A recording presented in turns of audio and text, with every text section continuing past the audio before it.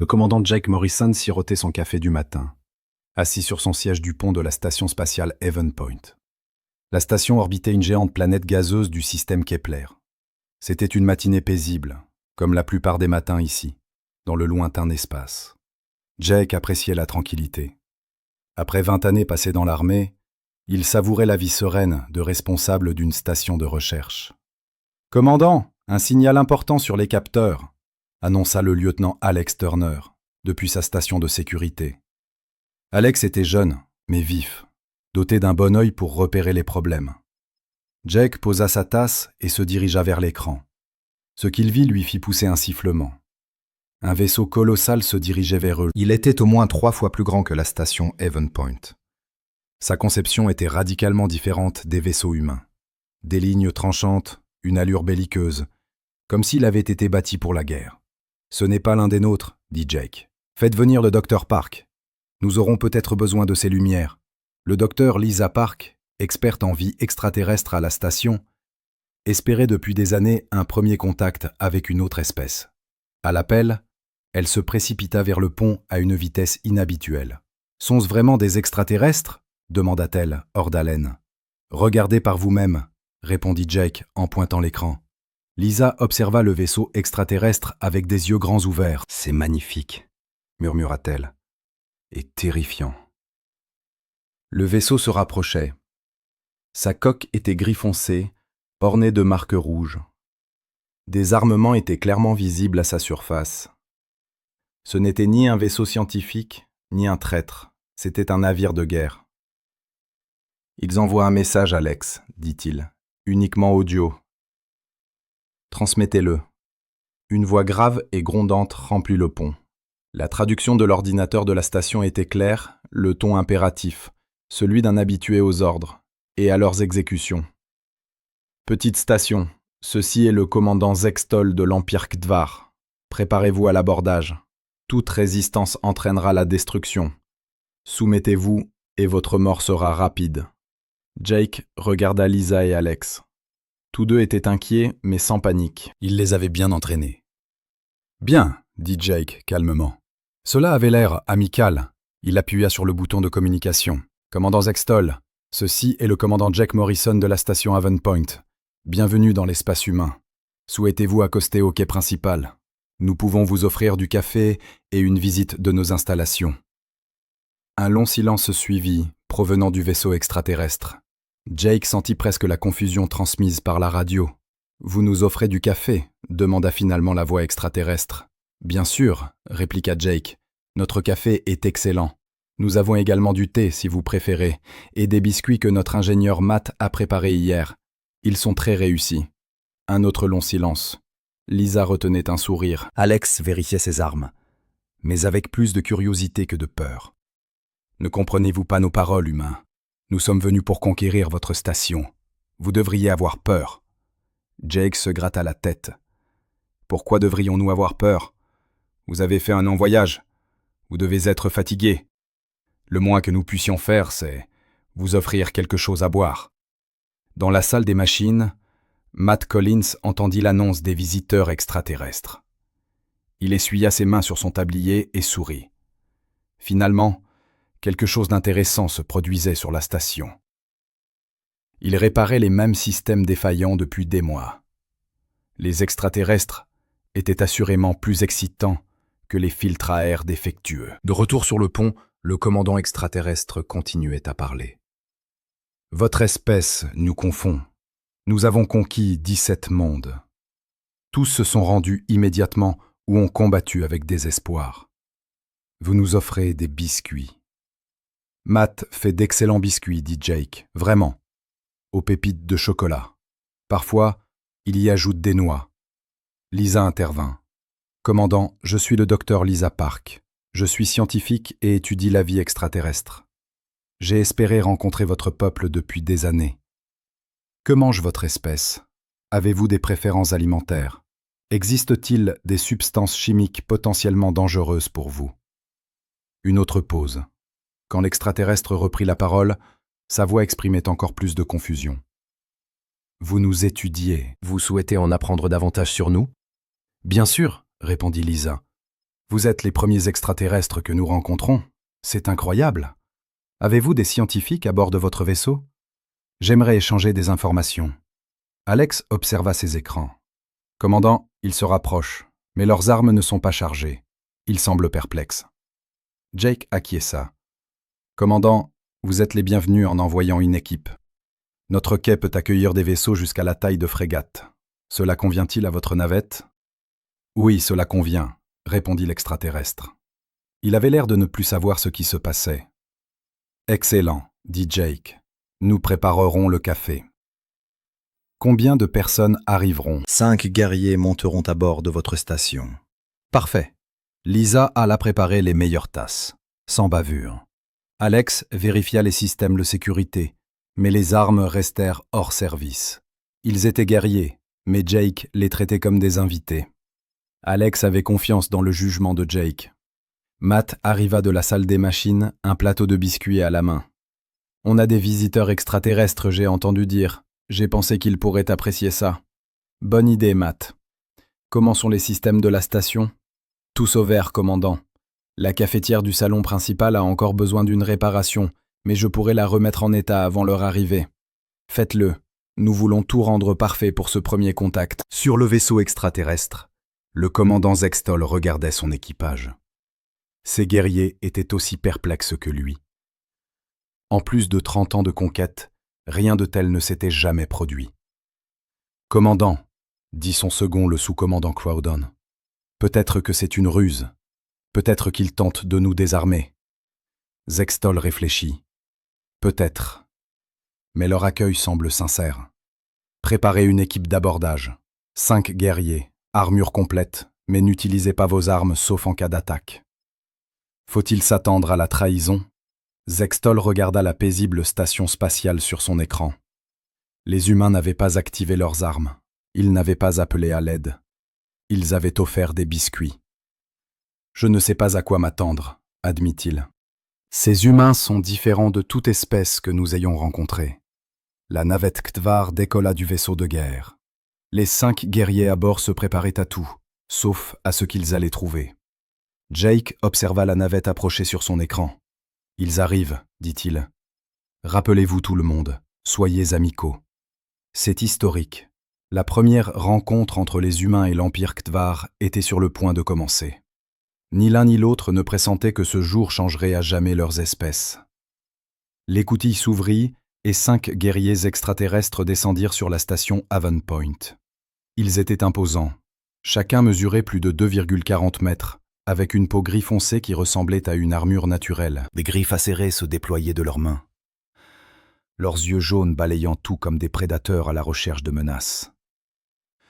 Jake Morrison les attendait, un sourire aux lèvres, une tasse de café à la main.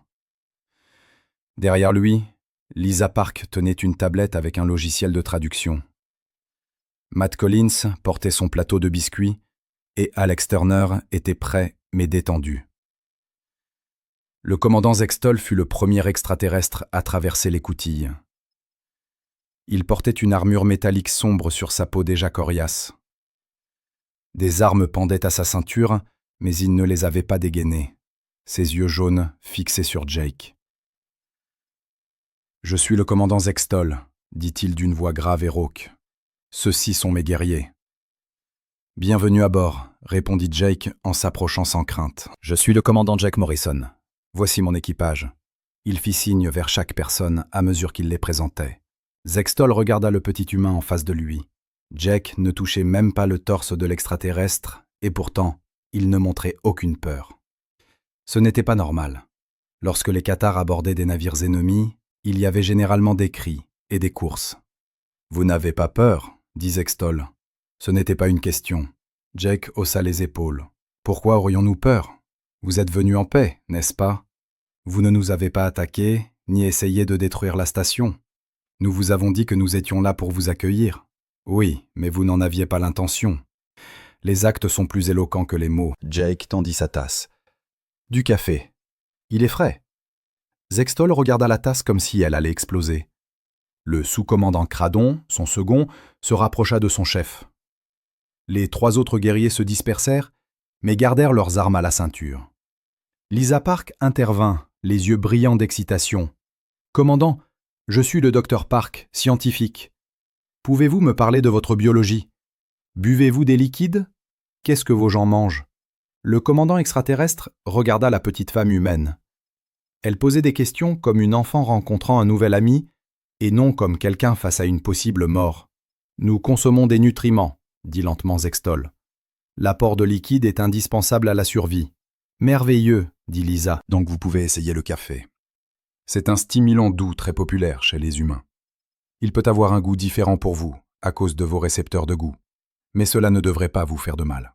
Matt Collins tendit son plateau. Des biscuits, aux pépites de chocolat. Je les ai faits hier. L'un des guerriers derrière Zextol fit un son qui pourrait être de la confusion ou de la peur. Ces humains offraient nourriture et boissons à des envahisseurs armés. Comme s'ils accueillaient des amis. Peut-être devrions-nous visiter votre station, dit prudemment Zextol, pour comprendre vos capacités. Excellente idée, dit Jake. Commençons par les zones principales, et nous nous dirigerons ensuite. Toutefois, certains de nos équipements peuvent vous paraître étranges. Ils parcoururent les couloirs de la station. Les extraterrestres durent se baisser pour passer les portes conçues pour les humains. Jake indiqua différentes sections et expliqua leur fonctionnement. Les guerriers Gdvar écoutèrent, mais comprirent peu de choses.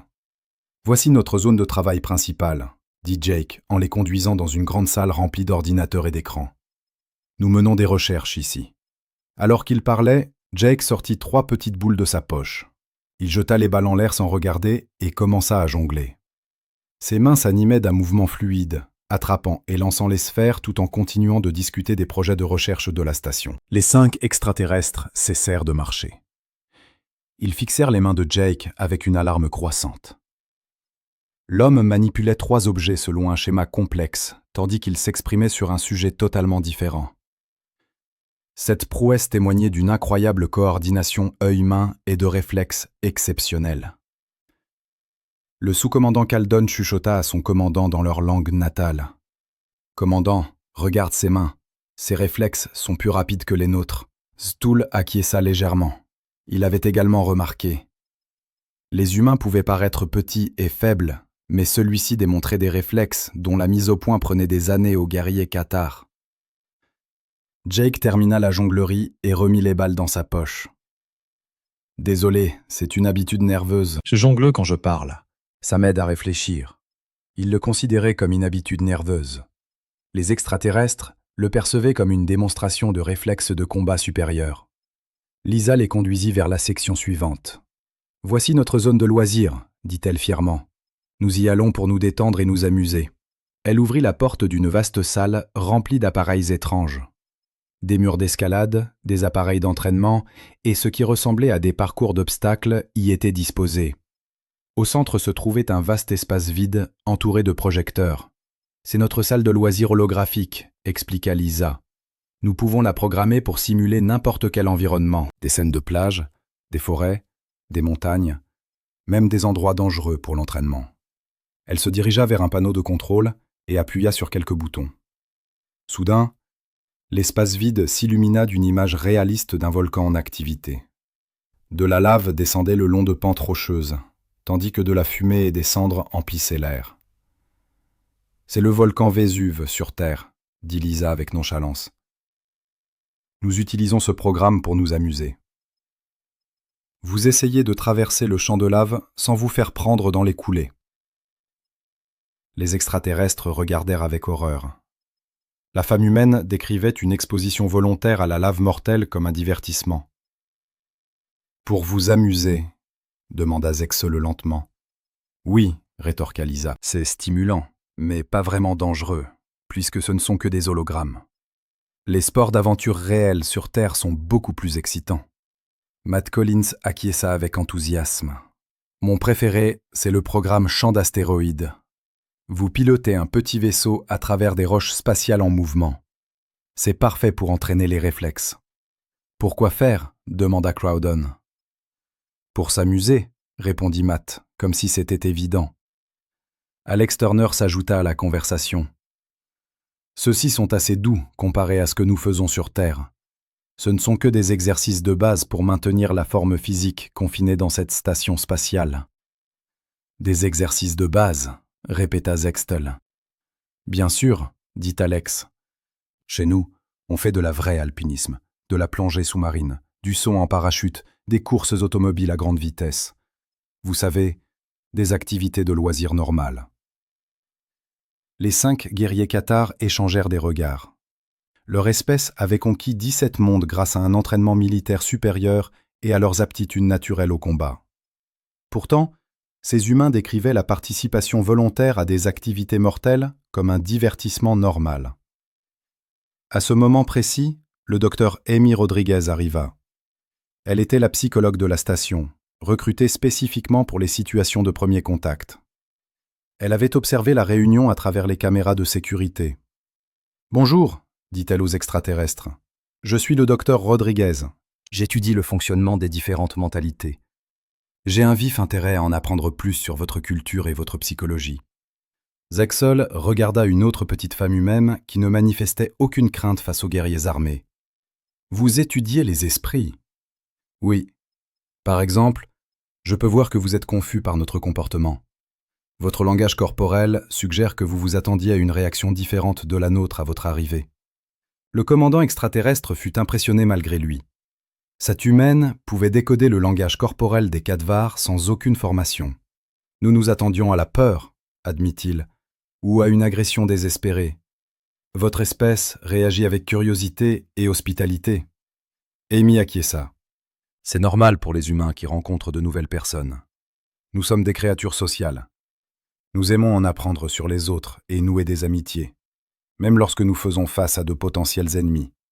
Et surtout alors, la meilleure façon d'arrêter d'être ennemi est de devenir ami. » Jack termina la présentation de la zone de loisirs et s'engagea vers la section suivante.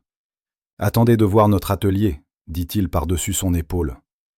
Matt y a fabriqué des trucs vraiment cool. Pendant qu'il suivait le commandant humain plus profondément dans la station, Zextol commença à réaliser que ces guerriers avaient peut-être rencontré quelque chose pour lequel ils n'étaient pas préparés. Ces humains ne se comportaient pas comme aucune espèce que les Khadvars avaient jamais rencontrée. Ils n'étaient ni effrayés, ni agressifs, ni tentant de négocier ou de se rendre. Ils traitaient les envahisseurs extraterrestres armés comme des visiteurs intéressants, et ils ne cessaient de mentionner des activités qui semblaient plus périlleuses que l'entraînement militaire cathare. Le sous-commandant Crowdon se rapprocha de son commandant. « Commandant, » chuchota-t-il, « je commence à penser que nous avons peut-être commis une erreur en venant ici. » Stoll acquiesça lentement. Il commençait à penser la même chose. Le bruit d'un vaisseau approchant résonna à travers la station Haven Point. Jake Morrison regarda son panneau de communication et sourit. « C'est le vaisseau ravitailleur de la Terre. Ils ont 3 jours d'avance. » Le commandant Zextol et ses guerriers étaient sur la station depuis 6 heures maintenant. Ils essayaient encore de comprendre le comportement humain. Chaque fois qu'ils pensaient avoir trouvé une explication, les humains faisaient quelque chose qui les mettait encore plus en perplexité. « Un vaisseau ravitailleur » demanda Zextol. « Plus de combattants ?»« Non, juste des approvisionnements et peut-être des passagers », répondit Jake. « Laisse-moi vérifier lesquels sont à bord. » Le vaisseau ravitailleur accosta en douceur. Le capitaine Ben Hayes descendit en premier, suivi de sa petite équipe. Derrière eux arrivait une femme portant plusieurs grands sacs d'équipement. « Jake », appela Ben, « content de te revoir. » « Nous avons apporté tes approvisionnements et pris un passager. C'est Maria Santos. Elle se rendait à la colonie minière de Kepler 7, mais nous avons eu des problèmes de moteur. Elle sera avec toi pendant quelques jours pendant que nous effectuerons les réparations. » Maria Santos n'était pas une femme imposante, mais elle se déplaçait avec une grâce athlétique assurée. Ses cheveux noirs étaient attachés, et ses yeux bruns brillaient d'énergie.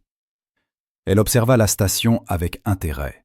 « Merci de me laisser rester, » dit Maria à Jake. « J'espère que je ne vais pas causer de problème. »« Pas de problème du tout, » répondit Jake. « Quel est ton métier ?»« Sportive extrême professionnelle, » répondit Maria avec nonchalance. « Principalement de l'alpinisme et du saut à l'élastique. Mais je fais aussi des courses. » Je me rendais à Kepler 7 pour essayer de l'alpinisme en apesanteur. Les 5 guerriers cathares avaient écouté cette conversation. Lorsqu'ils entendirent parler de sports extrêmes, ils se rapprochèrent. Le sous-commandant Crowon murmura à son commandant. « Que sont les sports extrêmes ?» Zextol ne le savait pas non plus, mais quelque chose lui disait qu'il allait le découvrir. Tony Kim, le coordonnateur des loisirs de la station, entendit parler de leur invité et accourut. Maria Santos. La Maria Santos. Tu as remporté le championnat de sports extrêmes de la Terre 3 fois, rit Maria. Coupable, s'exclama Tony, son excitation grandissant. On doit organiser quelque chose. L'équipage s'ennuie depuis des mois. Peux-tu donner une démonstration ? Avec plaisir, dit Maria. Quel type d'espace avez-vous ? Le hangar principal est vide en ce moment, rétorqua Tony, et nous avons un contrôle total de la gravité. Jake regarda les extraterrestres perplexes. Maria, nous avons des invités d'une autre espèce. Ils apprennent la culture humaine. Cela te dérangerait-il qu'ils regardent ? Pas du tout, dit Maria. Plus on est de fous, plus on rit. 1 heure plus tard, le hangar principal avait été transformé. Tony et Matt Collins avaient travaillé ensemble pour mettre en place ce qu'ils appelaient un parcours d'obstacles. Des plateformes étaient suspendues à différentes hauteurs dans tout le hangar. Certaines étaient solides, d'autres bougeaient de haut en bas ou tournaient lentement. Des projecteurs laser créaient des faisceaux de lumière qui déclencheraient des alarmes s'ils étaient touchés. Ce n'est qu'un parcours de base, expliqua Tony aux extraterrestres qui regardaient. Rien de trop dangereux, puisque nous sommes dans une station spatiale. Zextol regarda l'installation avec une horreur croissante. Les plateformes étaient suspendues au-dessus de l'espace vide. Les intervalles entre elles étaient trop vastes pour qu'un qatar saute en toute sécurité. Les éléments tournants seraient impossibles à aborder pour quiconque ne possède pas une coordination et un équilibre parfait. Vous considérez cela comme non dangereux ? Demanda-t-il. Eh bien, ce n'est pas comme l'alpinisme réel, dit Maria en étirant ses muscles. Pas de météo, pas d'altitude, gravité artificielle. Assez sûr en fait. Elle se dirigea vers la plateforme de départ. Le parcours s'étendait sur tout le hangar, sur 3 niveaux. Pour le compléter, elle devrait sauter d'une plateforme en mouvement à l'autre, ramper sous des obstacles en rotation et se balancer à partir de cordes suspendues à travers des intervalles qui pourraient la tuer si elle tombait. « Prête !» cria Tony. « C'est parti !» répondit Maria. Les guerriers cathares observèrent dans un silence stupéfait alors que la femme humaine volait dans les airs. Elle atterrit sur la première plateforme mobile au moment précis où elle atteignait la position idéale. Sans la moindre hésitation, elle sauta sur la plateforme suivante, qui tournait lentement. Elle roula avec la rotation et utilisa l'élan pour sauter sur une corde suspendue au milieu du hangar. Elle se balança à travers une ouverture de 6 mètres, lâchant prise au bon moment et atterrissant sur un faisceau étroit en position accroupie. « Belle forme !» commenta Alex Turner, venu observer. « Mais peux-tu le faire plus vite ? Est-ce un défi ?» lança Maria en retour, maintenue en équilibre parfait sur le faisceau. « Si tu es d'accord !» ricana Maria et commença à se déplacer plus rapidement. Elle sautait d'une plateforme à l'autre qui semblait improbable à atteindre. Elle se glissait sous des obstacles qui devaient la renverser. Elle se balançait de corde en corde, comme si la gravité n'était qu'une suggestion. Les spectateurs humains applaudissaient et la encourageaient. Ils considéraient cette démonstration de capacité physique impossible comme un divertissement. Ben Hayes consulta sa montre. 4 minutes 30 secondes. Ça doit être un record de la station. Le record de la station est de 4 minutes 15 secondes, dit Tony. Je l'ai dit le mois dernier. Tu l'as fait aussi, demanda Zextoul incrédule. Bien sûr, dit Tony. La plupart de l'équipage l'a essayé. C'est amusant. Maria termina le session et s'effondre sur le sol du compartiment de fret. La respiration sifflante, un sourire lui éclaire le visage. Extraordinaire. La gravité artificielle rend les choses passionnantes. On peut exécuter des figures impossibles sur une planète. Matt Collins s'affaire déjà à ajuster le parcours. Envie d'essayer la version avancée. J'ajouterai des obstacles mobiles et des variations de gravité sur différentes sections. Oh, formidable, s'exclame Maria. Le docteur Amy Rodriguez observait les extraterrestres pendant la course de Maria. Leur langage corporel était limpide, terrifié. « Commandant de guerre, murmura-t-elle. Êtes-vous bien ? Vous semblez préoccupé. » Zextol baissa les yeux sur la petite psychologue humaine. Vos semblables considèrent le danger mortel comme une récréation. Le danger mortel, demanda Amy, manifestement confuse. C'est juste un parcours d'obstacles. Bien sûr, vous risquez des égratignures si vous tombez. mais les systèmes de sécurité vous rattrapent. Des systèmes de sécurité. Tony entendit la question et s'approcha. Oh oui, nous avons des générateurs de champs de force sous toutes les plateformes. Si quelqu'un tombe, un filet d'énergie l'attrape. Personne n'est blessé. Cela ne rassura pas les extraterrestres.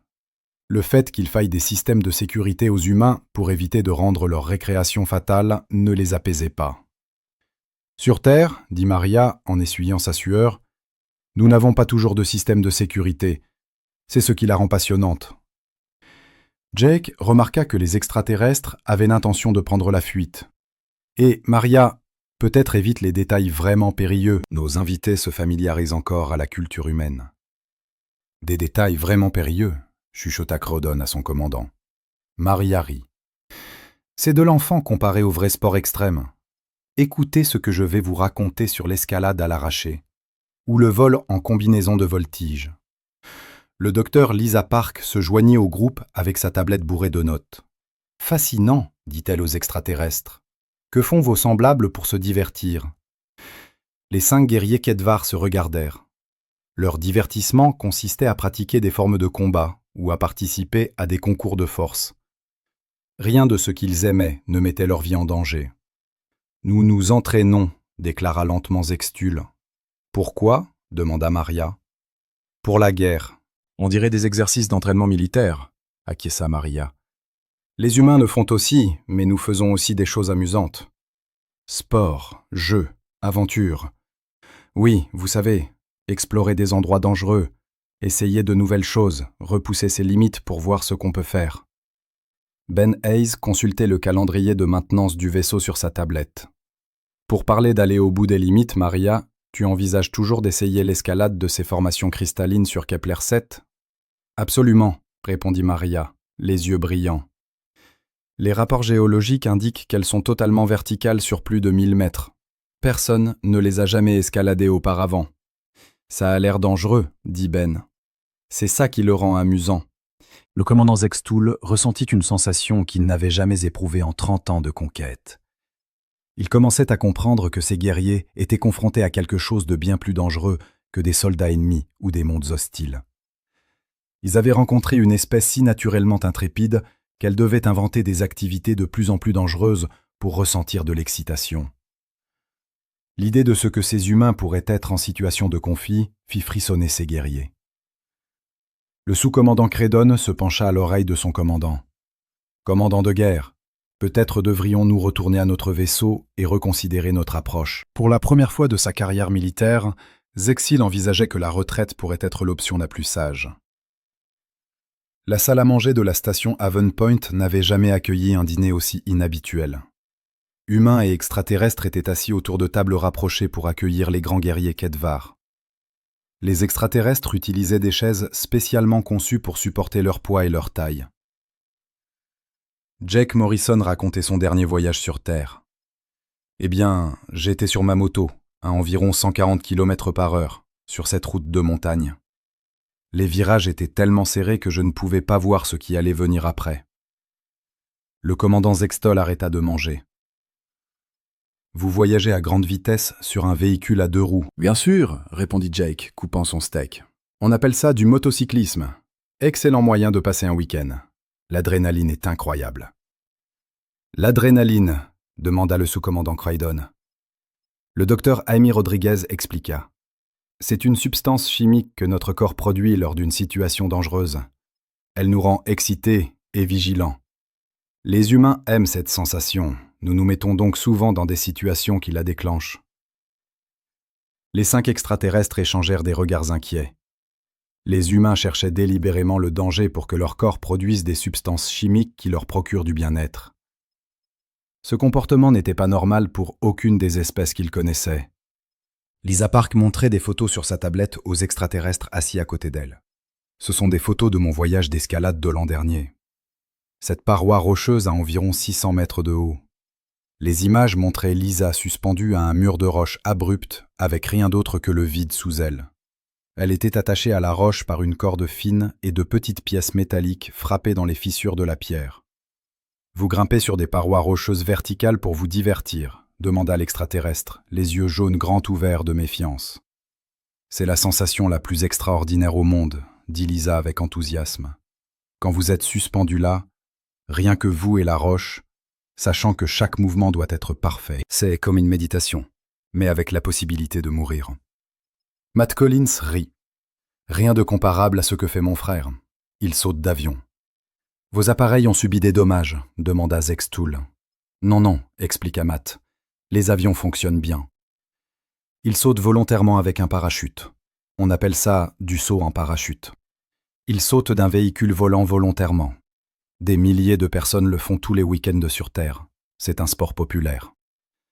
Le capitaine Ben Hayes parcourait des photos sur son téléphone. « Voici mon frère lors d'un club de saut en parachute », dit-il en montrant l'écran aux extraterrestres.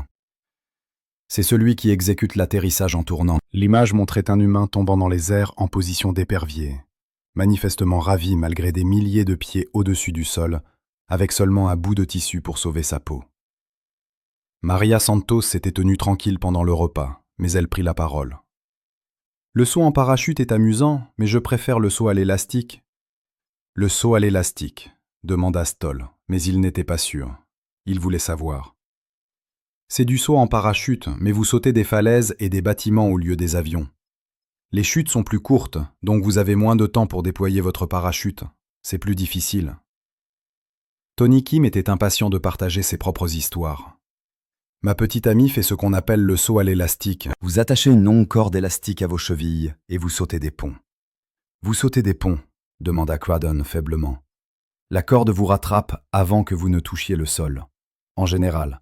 Oui, parfois la corde casse, concéda Tony, mais c'est assez rare. Peut-être une fois sur 10 000 sauts. » Les extraterrestres commençaient à comprendre que les activités récréatives humaines avaient des taux d'échec jugés inacceptables dans les opérations militaires KEVAR.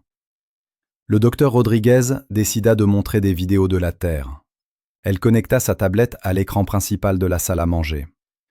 Voici quelques sports et activités populaires des humains.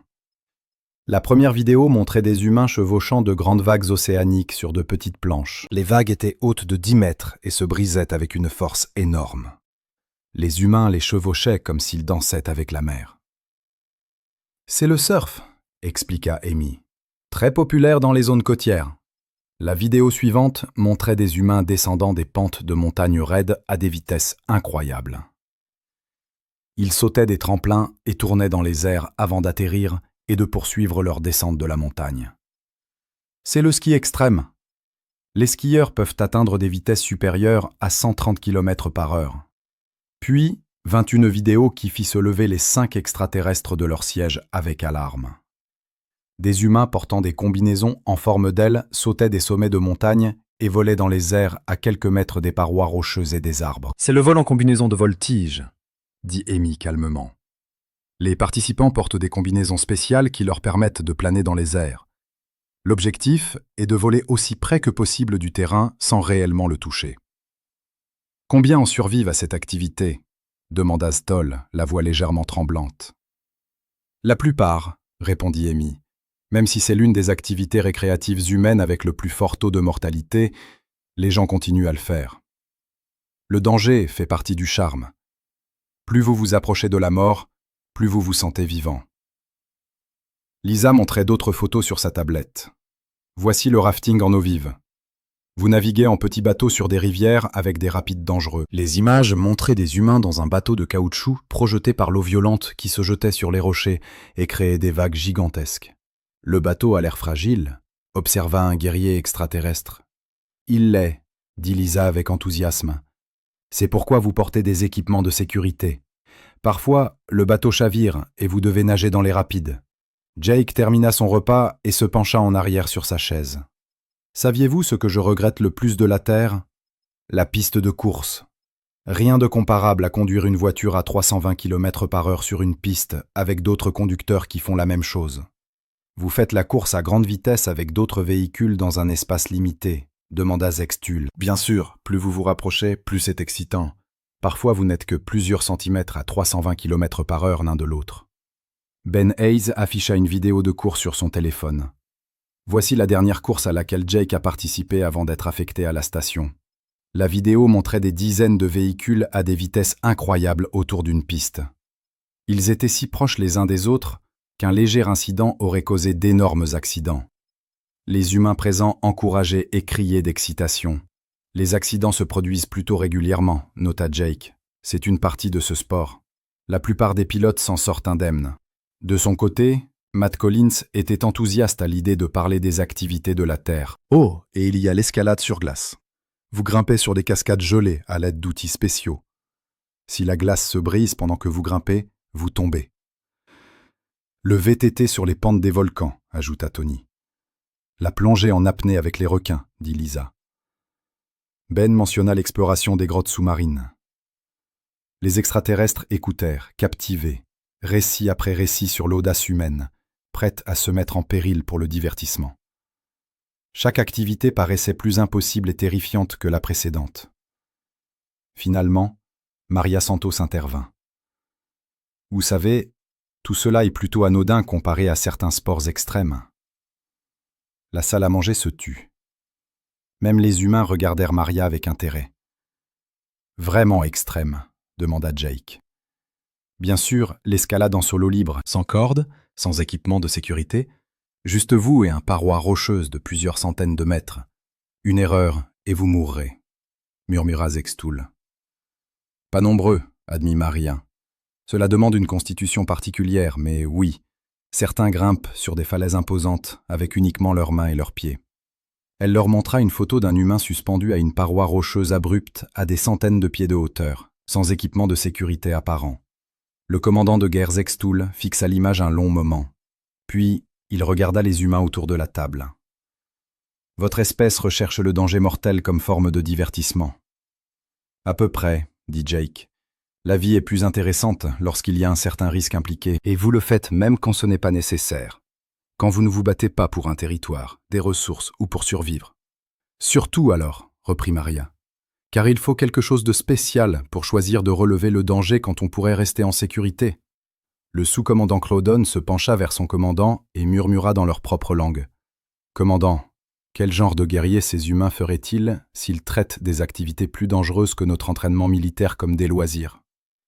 Zextol ne répondit pas. Il commençait à comprendre que l'Empire Ktvar était tombé sur quelque chose qui dépassait de loin leur expérience. Une espèce naturellement intrépide, au point d'inventer des jeux de plus en plus mortels pour se divertir. Pour la première fois de sa vie, le guerrier chevronné avait peur. L'alerte retentit dans la station Haven Point, alors que le dîner s'achevait. Jake Morrison vérifia son appareil de communication et fronça les sourcils. « Qu'est-ce qui se passe ?» demanda le docteur Lisa Park. « Un escorte militaire arrive, » dit Jake. « Le capitaine Lisa Chen et ses Marines. Ils sont là pour l'évaluation de sécurité du premier contact. Le commandant Zextul et ses guerriers se raidirent. »« Des militaires ?» demanda Zextul. « Juste une procédure standard, » expliqua Jake. « Quand nous avons un premier contact avec une nouvelle espèce, le commandement terrestre envoie une équipe militaire pour évaluer la situation. Rien d'hostile, juste un protocole. » Le commandant extraterrestre n'était pas convaincu. Selon son expérience, les unités militaires n'étaient envoyées que pour une raison, se battre. 20 minutes plus tard, le vaisseau du capitaine Lisa Chen accosta à la baie secondaire de Haven Point. C'était une femme petite avec des cheveux noirs courts et des yeux perçants qui ne perdaient rien. Derrière elle, 6 Marines en tenue de combat. « Commandant Morrison », dit-elle avec empressement en montant à bord. « Rapport sur la situation du premier contact. »« Tout pacifique, capitaine Chen », répondit Jake. « Nos hôtes ont été très coopératifs. Aucun acte hostile de part et d'autre. » La capitaine Chen regarda les 5 imposants guerriers extraterrestres qui se tenaient dans la baie d'amarrage. Ils étaient des spécimens impressionnants, clairement taillés pour le combat, mais semblaient nerveux plutôt qu'agressifs. « Je suis le capitaine Lisa Chen, du corps expéditionnaire terrestre, » dit-elle à Zextul. « Je suis là pour m'assurer que tout se déroule sans incident. Nous ne cherchons aucun conflit avec votre espèce. » Heureux de l'entendre. Votre équipe peut-elle réaliser quelques exercices d'entraînement standard pendant notre séjour ici? Nous sommes en orbite depuis 2 semaines. Les Marines doivent rester sur le qui-vive. Avant que Jake ne puisse répondre, le sergent Mike Johnson s'avança. C'était un homme corpulent, solide comme un roc, avec des cicatrices sur les bras provenant d'accidents d'entraînement divers. « Capitaine, la station dispose d'une belle et grande baie de chargement. parfaite pour des exercices au combat dans le vide. Combat dans le vide, interrogea le sous-commandant Crellon. Combat dans le vide, expliqua le sergent Johnson. Les batailles spatiales se déroulent dans toutes les directions. Il faut s'entraîner à la guerre tridimensionnelle. Les Marines commencèrent à installer leur équipement dans la baie de chargement principale. Les guerriers Gdvar suivirent, curieux, malgré leur peur croissante des activités humaines. Ce qu'ils virent rassemblés ressemblait au parcours d'obstacles précédent, mais plus complexe et d'une certaine manière plus menaçant. Les Marines fixèrent de petits propulseurs sur leurs équipements de combat et vérifièrent leurs armes. « Ce sont des armes d'entraînement », expliqua le capitaine Chen aux extraterrestres médusés. « Elles déchargent des impulsions d'énergie inoffensives, mais l'ordinateur suit les impacts et calcule les dégâts. » Jack et son équipe se rassemblèrent pour assister à la démonstration. Tony Kim était particulièrement enthousiaste. « J'adore regarder les entraînements des Marines. Ces gars sont incroyables. Attendez de voir ce qu'ils font avec le parcours avancé, » dit le capitaine Chen. Le sergent installa une série d'obstacles en mouvement. Les Marines activèrent d'autres commandes et la baie de chargement se transforma à nouveau. Les obstacles se déplaçaient, tournaient et changeaient constamment de position. Ce qui avait été difficile auparavant était désormais presque impossible. Les Marines s'adaptèrent instantanément. Ils utilisèrent les obstacles mobiles à leur avantage, ajustant leurs mouvements pour s'accrocher aux plateformes rotatives et exploitant la géométrie changeante pour créer de nouveaux angles d'attaque. Maria Santos observait avec un intérêt professionnel. « C'est comme du parcours extrême en 3 dimensions. »« Qu'est-ce que le parcours ?» demanda un extraterrestre. « C'est un sport où l'on se déplace dans des environnements urbains complexes en utilisant uniquement son corps. Saut entre les bâtiments, escalade de murs, balançoire sur les structures.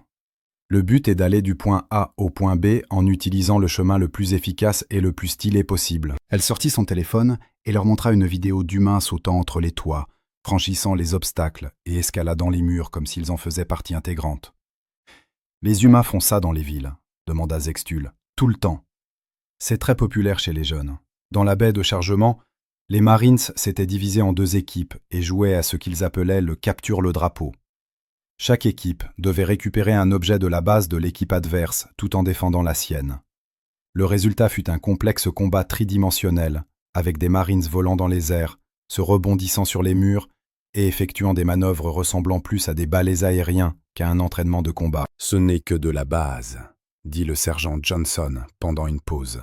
« Vous devriez voir ce que font les forces spéciales. Elles s'entraînent dans des environnements qui tueraient des Marines normaux. » « Plus dangereux que ça ?» demanda le sous-commandant Krell. « Oh, beaucoup plus. Munitions réelles, explosifs réels, environnement réellement dangereux.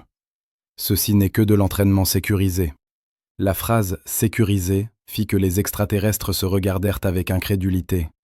Ce qu'ils observaient semblait le plus avancé entraînement de combat qu'ils n'aient jamais vu, et les humains l'appelaient « sécurisé ». Le capitaine Chen remarqua les expressions des extraterrestres. « Ne vous inquiétez pas, dit-elle. Nous ne vous montrons pas ça pour vous intimider. C'est juste notre façon de s'entraîner. Les humains doivent rester stimulés, sinon ils s'ennuient. »« S'ennuyer » répéta Zextul. « Bien sûr, si l'entraînement est trop facile, ce n'est plus amusant. Il faut constamment rendre les choses plus difficiles pour rester intéressé. » Le capitaine Chen continua sa démonstration. Elle utilisa ses propulseurs pour se propulser contre un mur, atterrit les pieds en premier et courut le long de la paroi tout en tirant sur les cibles. Arrivée à un angle, elle repoussa pour se lancer vers un autre mur, continuant à courir le long de surfaces qui ne devaient pas la supporter. Le secret, expliqua-t-elle, réside dans le timing des tirs des propulseurs pour maintenir le contact avec la surface. Trop de poussée et elle s'éloignait, trop peu et elle tombait. « Que se passe-t-il si vous faites une erreur ?» demanda un guerrier extraterrestre. Wilson répondit gaiement. Vous vous écrasez contre quelque chose. Cela fait mal, mais les systèmes de sécurité évitent les blessures graves. Généralement, le mot « généralement » ne rassurait pas les extraterrestres. Après 1 heure de démonstration, les Marines déconnectèrent leurs équipements et retournèrent à la gravité normale. Ils transpiraient et respiraient péniblement, mais arborent tous de larges sourires. « Excellent entraînement », dit le sergent Johnson. « Merci de nous avoir laissé utiliser votre salle, commandant. N'importe quand, répondit Jake. C'était fascinant à observer. Le commandant de guerre Stoll tira le sous-commandant Cradon à part, dans leur langue. Ces humains traitent l'entraînement de combat avancé comme des loisirs. Oui, commandant de guerre, et ils appelaient cela la version de base. Si c'est la version de base, à quoi doivent ressembler leurs guerriers d'élite? Aucun des extraterrestres ne souhaitait le découvrir. Le capitaine Chen s'approcha du commandant extraterrestre. « Commandant de guerre, j'espère que cela ne vous dérange pas de vous poser une question, mais quel type d'entraînement pratiquent vos guerriers ?» Zextol réfléchit à l'entraînement militaire ctarien. Pratique d'armes, développement de la force, exercice tactique, le tout sur un terrain solide, avec la gravité agissant dans une seule direction. « Nous pratiquons les formes de combat, » dit-il lentement. « Les techniques d'armes, le conditionnement physique. Cela ressemble à notre entraînement de base. » Le capitaine Chen rétorqua.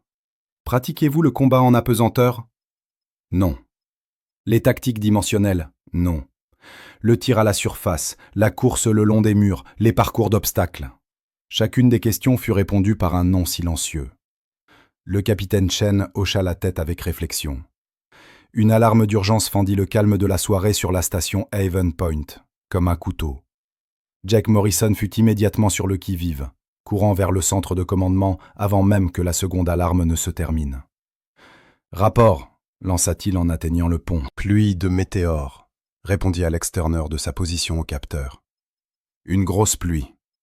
Elle est apparue de nulle part. Probablement des débris d'une comète qui s'est désintégrée dans le puits de gravité d'une géante gazeuse. » Jake regarda l'écran d'affichage. Des centaines de petites roches fonçaient vers la station à une vitesse incroyable. Temps d'impact, 3 minutes et 40 secondes. Levez des boucliers, l'équipage au poste d'urgence. Le commandant de guerre Zextul et ses guerriers se reposaient dans leur quartier quand l'alarme retentit. Ils coururent au centre de commandement, s'attendant à trouver de la panique et le chaos. Au lieu de cela, ils découvrirent des humains agissant avec une sérénité et une efficacité pratiquées.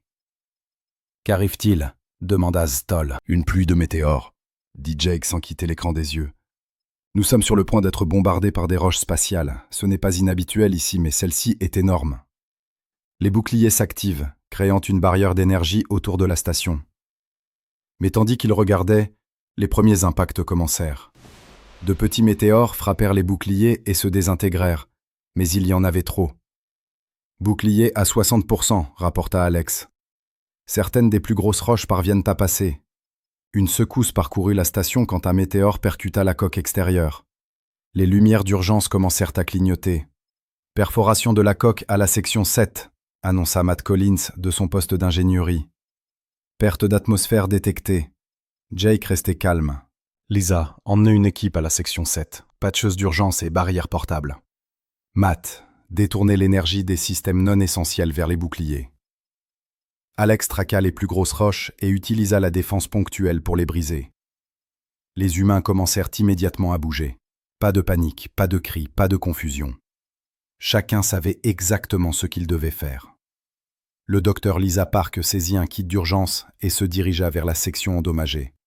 « Maria Tony, venez avec moi, nous aurons besoin de mains supplémentaires. » Les guerriers ctariens observaient avec stupéfaction la réaction des humains à la crise. Ce n'était pas le comportement d'une station de recherche pacifique, c'était la réaction d'une unité militaire entraînée. Un autre impact secoua la station. Cette fois, les lumières s'éteignirent complètement avant que l'alimentation d'urgence ne prenne relais. « C'en était une grosse, » dit Matt. « Le conduit principal d'alimentation est endommagé. J'ai besoin d'atteindre la jonction principale, mais elle est dans la section 9. Cette zone vient de perdre son atmosphère. »« Combinaison spatiale ?» suggéra Jake. « Pas le temps. Le conduit d'alimentation principal va complètement tomber en panne dans 10 minutes. Si cela se produit, nous perdons le soutien vital pour toute la station. » Matt Collins saisit un appareil respiratoire portable et se dirigea pour la section 9. Les guerriers ctariens suivirent, incapables de croire à ce qu'ils voyaient. La section 9 était un désastre. Le météore avait déchiré un trou dans la paroi extérieure et toute l'atmosphère avait été aspirée dans l'espace. Des débris flottaient partout dans l'apesanteur de la section endommagée. Matt mit son masque respiratoire et se propulsa depuis l'ouverture, traversant la pièce sans air en direction d'un panneau de commande sur le mur opposé. Il se déplaçait parmi les débris flottants comme s'il jouait à un jeu vidéo, esquivant les métaux tordus et les équipements brisés avec une grâce décontractée. Zextol regarda, sidéré. « Il traverse la zone de catastrophe comme si c'était une activité de loisir », remarqua le capitaine Chen, arrivé pour assister à l'urgence. « C'est un peu le cas. Les humains s'entraînent à ce genre de choses en permanence. » Intervention d'urgence, récupération des catastrophes, situation de survie. On s'entraîne jusqu'à ce que cela devienne automatique. Mahdi atteignit le panneau de commande et se mit au travail sur le conduit de puissance. Il était suspendu la tête en bas dans la pesanteur, manipulant des outils d'une main tout en s'accrochant à une poutre de soutien de l'autre. Ses mouvements étaient précis et sûrs. Pendant ce temps, Lisa Park et son équipe avaient atteint la section 7. Le trou dans la coque était plus petit, mais tout de même dangereux. Maria Santos se déplaçait à l'intérieur d'un conduit de maintenance à peine assez large pour son corps, transportant un équipement de réparation d'urgence. « Je vois le trou », rapporta-t-elle. « Il fait environ 1 mètre de diamètre. Je peux le boucher de l'intérieur, mais je devrais être suspendu à l'extérieur du trou quelques secondes. »« À l'extérieur de la coque », chuchota le sous-commandant Crowdon. « Dans l'espace. »« Ça va aller », répondit calmement Lisa. « Nous avons des lignes de sécurité. » Maria sortit de la galerie de maintenance et se positionna près du trou de la coque. L'espace était visible à travers le trou. Les étoiles et la géante gazeuse tournaient lentement au loin. Elle attacha une ligne de vie à sa ceinture, puis, sans hésitation, introduisit la tête et les épaules à travers le trou pour appliquer le patch de l'extérieur. Les guerriers ktariens furent horrifiés. La femme humaine s'exposait volontairement au vide spatial pour réparer leur vaisseau. « Est-ce qu'elle est folle ?» demanda l'un d'eux. « Non, » répondit Tony Kim. « Elle est simplement douée dans son travail. » Maria a déjà fait des choses plus dangereuses lors de ses vacances. Le patch tint, et Maria se retira à l'intérieur. « Ça doit le faire, » dit-elle, en lui bourriffant ses vêtements comme si de rien n'était. Dans la section 9, Matt avait terminé ses réparations. L'alimentation principale reprit, et les systèmes de la station redevinrent normaux. Il traversa à nouveau la pièce remplie de débris avec une expression satisfaite. « Bon travail, Matt, » dit Jake via le système de communication. « Combien de temps pour les réparations complètes ?»« 2 heures et tout sera comme neuf, » répondit Matt. La pluie de météores touchait à sa fin. Les dernières roches rebondissaient inoffensivement sur les boucliers restaurés. En moins d'1 heure, les humains avaient géré une crise qui aurait pu détruire la station. Mais ce qui impressionna le plus les guerriers ktariens, ce n'étaient pas les compétences techniques ou la rapidité de réflexion. C'était le fait que tout au long de l'urgence, les humains s'étaient aidés les uns les autres sans hésitation ni question. Quand Maria avait besoin de quelqu'un pour tenir les outils pendant qu'elle travaillait dans la galerie de maintenance, Tony s'était proposé immédiatement. Quand Matt avait besoin d'être guidé à travers les débris flottants, Alex l'avait conseillé pas à pas. Quand Lisa avait besoin de mains supplémentaires pour transporter l'équipement, tout le monde avait contribué. « Vos gens travaillent ensemble très bien dans les situations dangereuses », observa Zextol. « C'est comme ça qu'on survit », dit simplement Jake. « Les humains sont des créatures sociales. On prend soin les uns des autres. » Le docteur Ami Rodriguez avait observé les extraterrestres pendant l'urgence. « Commandant de guerre, vous semblez surpris. Nous nous attendions à ce que vos gens paniquent lorsqu'ils étaient confrontés à un danger mortel. » La panique, rit Ami, ce n'était pas un danger mortel. C'était juste un problème de maintenance qu'il fallait résoudre rapidement. Votre station a été percée. Vous avez perdu l'atmosphère et l'alimentation électrique. Des gens auraient pu mourir. Mais ils ne l'ont pas fait, souligna Ami, parce que nous nous sommes entraînés pour cela. Les humains pratiquent les procédures d'urgence jusqu'à ce qu'elles deviennent des routines. Nous transformons les aptitudes de survie en jeu et en compétition, de sorte que lorsque des urgences réelles surviennent, nous sommes prêts. Le capitaine Chen consultait les rapports de sinistres sur sa tablette. En fait, c'était plutôt léger comme urgence. J'ai vu des vaisseaux coloniaux s'en tirer beaucoup plus mal. Beaucoup plus mal, demanda Cradon. Bien sûr, éruption solaire, impact d'astéroïdes, panne du système, faune hostile, épidémie. L'espace est dangereux. Les humains qui ne savent pas gérer les urgences ne durent pas longtemps ici. Zextul commençait à comprendre quelque chose d'important. Tout ce que les humains leur avaient montré, les activités récréatives, les attitudes décontractées face au danger, les exercices militaires. Tout cela était une préparation à ce genre de situation. Les humains ne recherchaient pas des activités récréatives dangereuses parce qu'ils étaient fous. Ils le faisaient parce que le danger faisait partie intégrante de leur existence, et ils devaient être prêts à tout.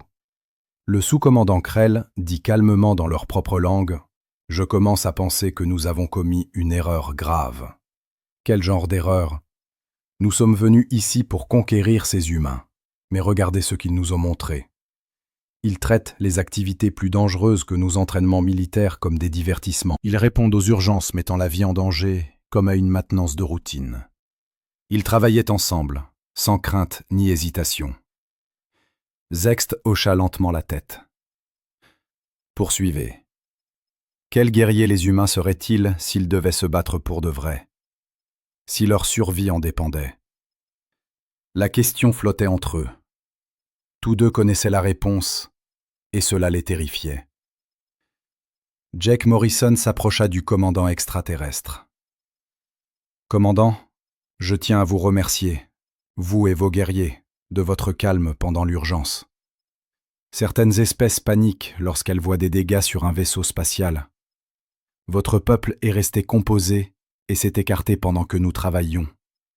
C'était très professionnel. Nous observions vos procédures de réponse, dit Zextul avec prudence. Intelligent, dit Jake. Chaque espèce possède des méthodes différentes pour gérer les urgences. J'aimerais connaître le protocole d'urgence Qatar un jour. Zextul réfléchit aux procédures d'urgence Qatvar. Lorsque leur vaisseau était endommagé, les guerriers se disputaient l'honneur de réparer les dommages. Cela engendrait souvent des conflits qui aggravaient la situation. Ils n'avaient aucune idée du calme et de la coopération dont ils venaient d'être témoins. « Commandant Morrison, dit-il lentement, j'aimerais vous parler en privé. Bien sûr, mon bureau. » Dans le bureau de Jake, le commandant de guerre Stool resta debout comme un soldat rendant compte. « Commandant, je dois vous informer que l'Empire Qatvar est venu dans ce système avec l'intention de conquérir. » Jake s'appuya dans son fauteuil. « J'avais plutôt deviné cela à partir de votre message d'ouverture sur la soumission et les morts rapides. Vous ne semblez pas inquiet. Devrais-je l'être ?» Zextul examina la question. Après tout ce qu'il avait vu, l'idée de la conquête de l'humanité par l'Empire Qatar lui semblait ridicule. « Non, admit-il, je ne crois pas que vous ayez à vous inquiéter. Alors, que se passe-t-il maintenant ? Je souhaite proposer une alliance entre les Qatars.